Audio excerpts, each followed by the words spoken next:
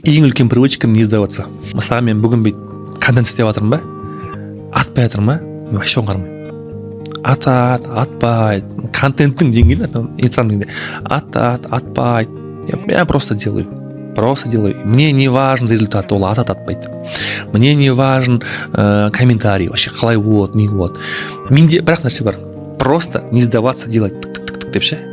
Потому что мен нәтиже былай болған қалаймын деп мен контентқа беретін болсам, опять, например, да, ондай нәрсе бар да. Мен рилс салам, хочу, чтобы он собрал 1 000 000 просмотров. 10 рилс салдым, жоқ әлі. 30 рилс салдым, жоқ әлі. Не істеймін мен?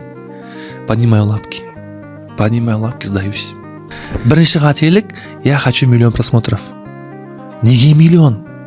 Неге сен өзіңнің шектеулі миыңмен шексіз Құдайды шектейсің? Ол қаласа может 10 000 000 болады шығар. Вообще не проблема ғой.